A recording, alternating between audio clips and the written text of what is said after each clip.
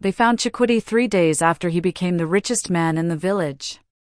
He was sitting in his compound, surrounded by gold, screaming that he had no name. His mother didn't recognize him. The villagers didn't recognize him, and when the elders checked the book of ancestry, his name had been erased. Not crossed out. Erased. As if he had never been born. This is how a boy sold his destiny for a bag of coins. And this is what happened when the spirits came to collect. In the village of Ayasayala, there was a boy named Chukwudi. His name meant God exists, but in his life, it seemed God had turned his face away. Chukwudi was 15 years old. He lived with his mother in a hut made of cracked mud and rusted zinc sheets. When the rains came, water poured through the roof like tears from heaven. When the dry season came, the heat turned their home into an oven. His father had died when Chukwudi was 7. Some said it was fever. Others whispered it was a curse. No one spoke of it loudly, but everyone knew the family had been marked by misfortune. Chukwudi's mother, Adiz, worked in the farms of wealthier men. She bent her back under the sun from dawn until the evening birds began their songs. Her hands were rough like tree bark. Her eyes had lost their light. Every evening, she would return home with a small bundle of cassava or yam, sometimes a few coins. It was never enough. Chukwudi wanted to help. He tried to find work in the village. He offered to carry loads at the market. He asked the blacksmith if he needed an apprentice. He went to the carpenter, the fisherman, the trader. But everywhere he went, the answer was the same. We have no need for you. Your family is cursed. We cannot afford bad luck. Come back when your destiny changes. That last phrase haunted him. When your destiny changes. As if destiny was something that could be changed. As if it was something you could control. At night, Chukwudi would lie on his mat and listen to his mother's quiet weeping. She thought he was asleep. She did not know that he heard every sob, every whispered prayer, every plea to the ancestors for mercy. And in those dark hours, something grew inside him. Not hope. Not faith. But hunger. A hunger that had nothing to do with food. He was hungry for respect. Hungry for power. Hungry to walk through the village and see fear in the eyes of those who had rejected him. Hungry to dress his mother in fine wrappers and build her a house with a roof that did not leak. Hungry to prove that he was not cursed. That he was not nothing. One day, during the dry season, Chukwudi and his mother ran out of food completely. There was no yam. No cassava. No gari. Not even palm oil to cook with. His mother sat on the floor of their hut, staring at the empty pot. I will go to the chief's wife, she said quietly. I will beg. Chukwudi felt something break inside him. No, he said. Chukwudi, we have no choice. I will find a way, he said. His voice was harder than he intended. I will bring food. I will bring money. You will not beg. His mother looked at him with tired eyes. My son, there is no shame in asking for help. There is shame in being nothing, Chukwudi said. And before she could respond, he walked out of the hut. He did not know where he was going. He only knew he could not stay. He walked past the village square, where the elders sat under the udala tree, talking and laughing. He walked past the homes of the wealthy, where children played with toys carved from wood and painted bright colors. He walked until the village was behind him. And the forest was ahead. The forest outside Ayasayala was old. Older than the village. Older than the names of the ancestors. It was the kind of forest where the trees grew so thick that even at midday, the light struggled to reach the ground. People did not go into the forest unless they had to. There were stories. Stories of spirits. Stories of travelers who went in and never came out. Stories of voices that called your name in the dark. But Chukwudi was not afraid. Or perhaps he was simply too angry to care. He walked deeper into the forest, his feet crunching on dry leaves, his breath heavy in the still air. He did not know what he was looking for.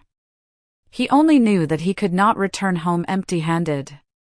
After some time, he came to a clearing. In the center of the clearing was a man. He sat on a large stone, his back straight, his hands resting on his knees. He wore a long black robe that seemed to swallow the light around it. His face was smooth and ageless. He could have been 30. He could have been 300. Chukwudi stopped. The man smiled. Chukwudi, the man said. His voice was soft, like wind through tall grass. I have been waiting for you. Chukwudi's heart began to pound. You know my name? I know many things, the man said. I know your father died of a sickness that no medicine could cure. I know your mother's hands bleed when she works. I know you have nothing to eat tonight. Chukwudi took a step back. Who are you? The man tilted his head. I am someone who makes exchanges. What kind of exchanges? The kind that change lives. Chukwudi felt a strange pull in his chest. Fear and curiosity mixed together like oil and water. I have nothing to exchange, he said. The man's smile widened. You have more than you think. He stood up slowly, his robe flowing around him like smoke. He walked toward Chukwudi with steps that made no sound. You are poor, the man said. You are rejected. You are invisible. But it does not have to be this way. What are you offering? Chukwudi asked. His voice was shaking now. Wealth, the man said simply. Respect. Power. Everything you have ever wanted. I can give it to you. Chukwudi's throat went dry. What do you want in return? The man stopped in front of him. Up close, his eyes were strange. They were black, but not like normal eyes. They were black like the space between stars. Your destiny, the man said. Chukwudi blinked. My destiny? Yes. I don't understand. The man circled him slowly, like a vulture circling a dying animal. Every person is born with a destiny, he said. A path. A purpose. A thread that connects them to the ancestors and to the future. Your destiny is written in the stars. It is carved into your bones. It is the reason you exist. But my destiny is suffering, Chukwudi said bitterly. My destiny is poverty. The man chuckled. It was a low, cold sound. No. Your destiny is not poverty. Your destiny is the path that would have led you out of poverty. The lessons you would have learned. The strength you would have gained. The man you would have become. He stopped in front of Chukwudi again. But destiny takes time. It requires patience. Suffering. Growth. And you, Chukwudi, you do not want to wait. Chukwudi said nothing. His mind was racing. I can give you everything now, the man continued. Wealth beyond measure. A name that will be remembered. Power that will make men bow. All of it. Today. And in return? Chukwudi whispered. The man leaned closer. In return, I take your destiny. The path you were meant to walk. The future you were meant to build. The children you were meant to have. The old age you were meant to reach. All of it, gone. What does that mean? Chukwudi asked. What happens to me? The man straightened. You will have wealth. You will have power. But you will have no future. No legacy. No peace. When your time comes, and it will come sooner than you think, you will not join the ancestors. You will not be remembered in the prayers of your children. You will simply end. Chukwudi felt cold. Why would anyone agree to that? The man smiled. Because most people do not believe in destiny. They think it is a story. A myth. They do not understand that destiny is real. That it is the only thing that gives life meaning. He extended his hand. But now you must choose, Chukwudi. Walk away and return to your suffering. Wait for a destiny that may take years to unfold. Or take my hand and have everything you want right now. Chukwudi stared at the hand.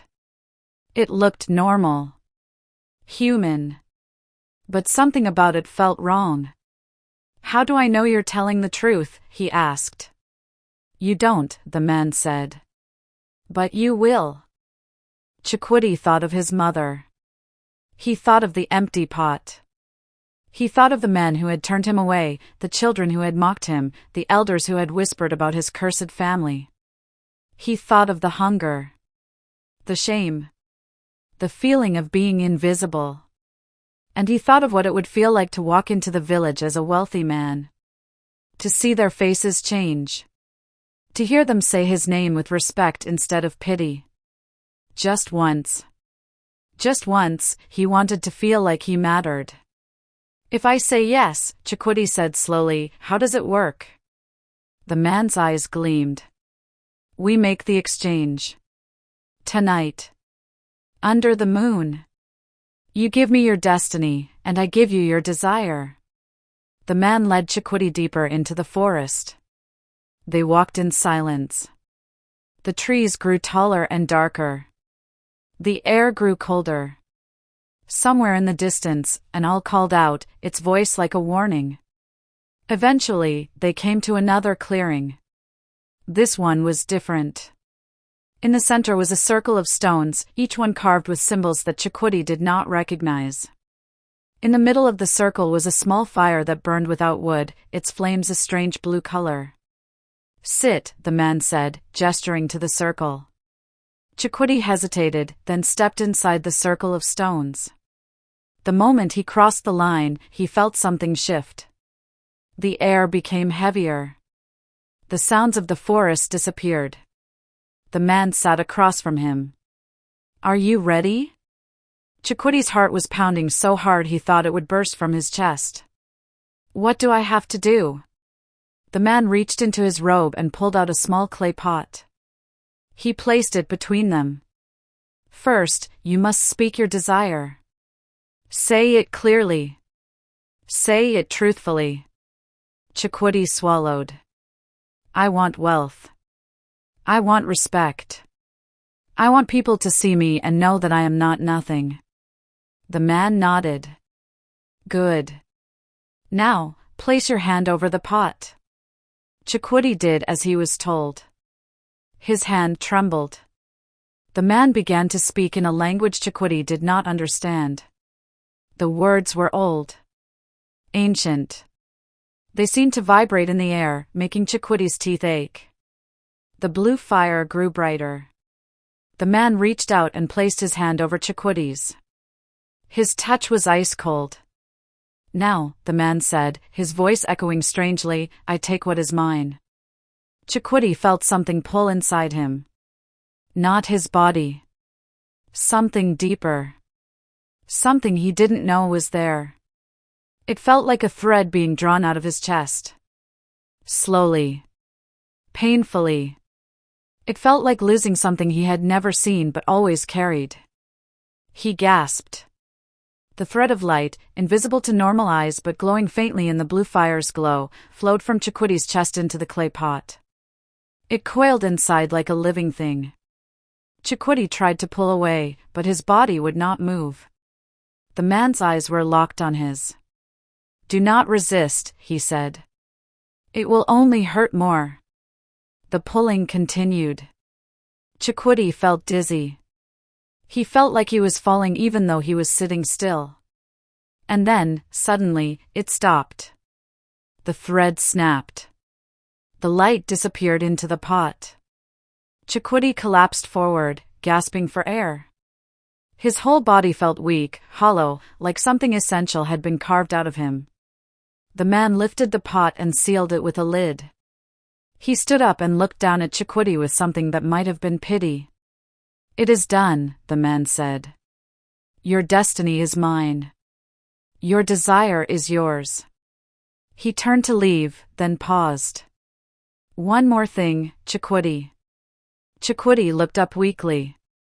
"Enjoy your wealth," the man said.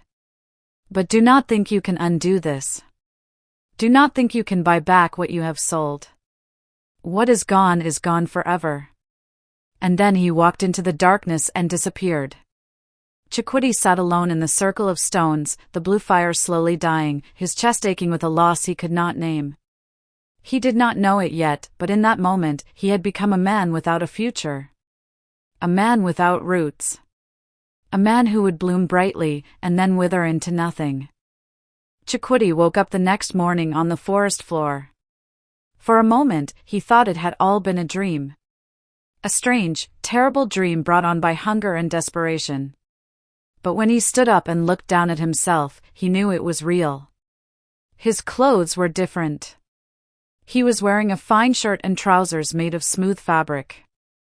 On his wrist was a gold bracelet. In his pocket, he felt the weight of something heavy. He reached in and pulled out a pouch. Inside were coins. More coins than he had ever seen in his life. Chukwudi's hands shook. He looked around the clearing, but the man was gone. The circle of stones was gone. Even the strange blue fire had disappeared. It was as if it had never happened. Except for the gold. And the clothes. And the hollow feeling in his chest. Chukwudi walked back to the village in a daze. When he arrived, people stared. They whispered. They pointed. "Is that Chukwudi?" someone asked. "Where did he get those clothes? Is that gold on his wrist?" Chukwudi ignored them. He went straight to his mother's hut. Adiz was sitting outside, grinding pepper on a stone. When she saw him, she gasped and dropped the pestle. "Chukwudi," she cried. "Where have you been? I was so worried." He knelt in front of her and poured the coins into her lap. "Mama," he said, his voice thick with emotion. "We will never be hungry again."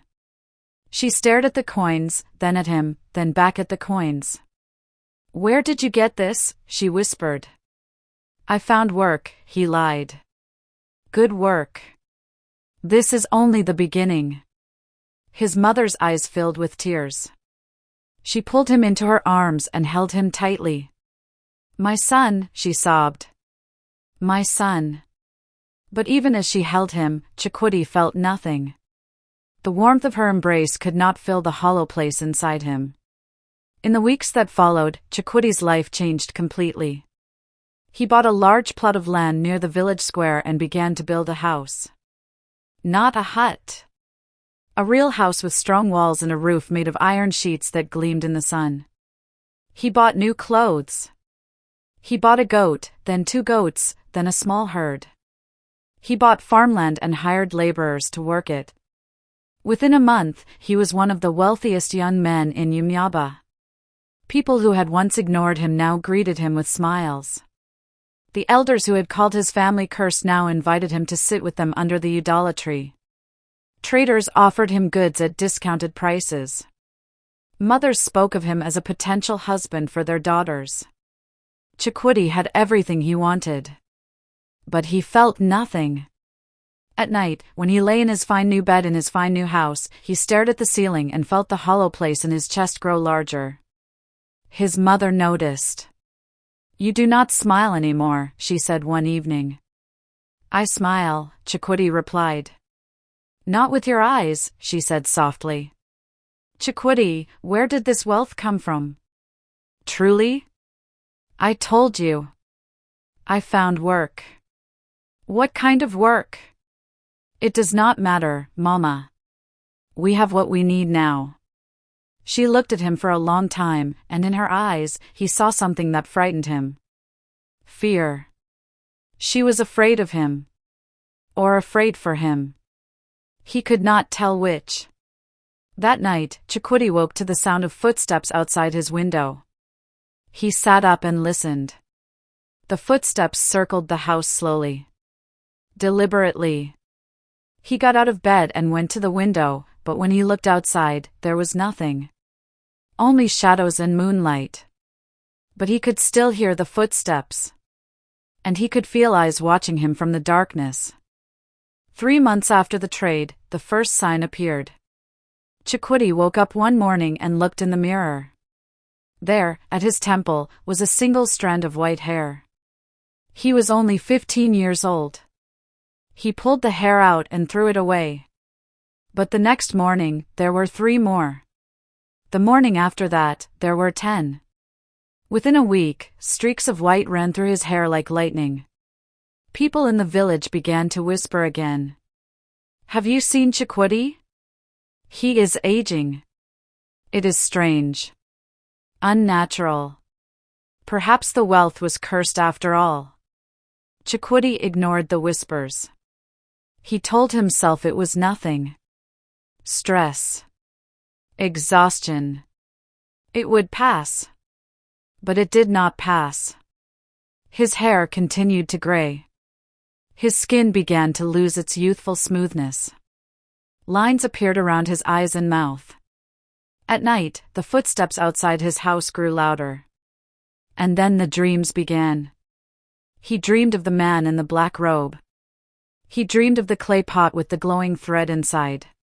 He dreamed of a future that no longer existed, a future where he was old and gray, surrounded by children and grandchildren, his mother smiling beside him. But when he reached for that future in the dream, it dissolved like smoke. And he woke up gasping, his chest aching with the hollow feeling that never went away. For months after the trade, Chukwudi's mother fell ill. It started as a cough. Then a fever. Then she could not get out of bed. Chukwudi brought the best herbalist in the village. He brought a medicine man from a neighboring town. He even traveled to the city and brought back a doctor with foreign training. But nothing worked. Adiz grew weaker every day. One evening, as Chukwudi sat beside her bed, she reached out and took his hand. Her grip was weak, her skin papery and thin. My son, she whispered. What did you do? Mama, rest. You need to rest. What did you give away to get this wealth? Chukwudi's throat tightened. Nothing, Mama. I gave away nothing. She looked at him with eyes that were fading. You are lying, she said softly. I can see it. You are not the same. Something inside you is gone. Tears filled his eyes. I did it for you, Mama. I did it so you would not have to suffer anymore. Suffering is part of life, she said. It teaches us. It shapes us. It prepares us for joy. She coughed, a wet, rattling sound. But you took a shortcut. And shortcuts always have a price. I will fix it, Chukwudi said desperately. I will make it right. His mother smiled sadly. Some things cannot be fixed, my son. She died 3 days later. At her funeral, the entire village came. They praised Chukwudi for giving his mother a proper burial. They spoke of how blessed she was to have a wealthy son. But as they lowered her body into the ground, Chukwudi felt the hollow place in his chest crack open wider. And he knew, with terrible certainty, that his mother had died because of him. Not directly. Not with his hands. But because he had broken something. Some balance. Some natural order. He had sold his destiny, and the price was being paid in pieces. 6 months after the trade, Chukwudi returned to the forest. He walked to the clearing where he had first met the man. It was empty. The circle of stones was gone. There was no sign that anything had ever happened there. Come back! Chukwudi shouted into the darkness. I want to undo it. I want my destiny back. Only silence answered him. He fell to his knees. Please, he whispered. I was wrong. I did not understand. Please, give it back. The wind rustled through the trees, but no one came. Chukwudi stayed in that clearing until the sun began to rise. He stayed until his knees ached and his throat was raw from shouting. But the man never appeared. He returned to the village, hollow and defeated. Over the next few weeks, Chukwudi tried everything. He went to the village priest and confessed what he had done.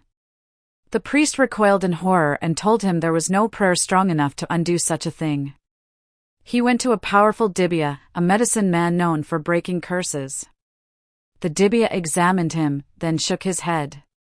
You have no curse, the dibia said. You have no destiny. There is nothing I can do for a man who has nothing. He went to the elders and asked for their wisdom. They listened to his story in silence, their faces grave. Finally, the oldest elder spoke. Destiny is not a coat you can take off and put on again, he said. It is woven into your soul. When you gave it away, you gave away the part of yourself that connected you to the past and the future. You are a tree without roots, Chukwudi. You may grow tall, but you will not stand for long. Chukwudi left the meeting in despair.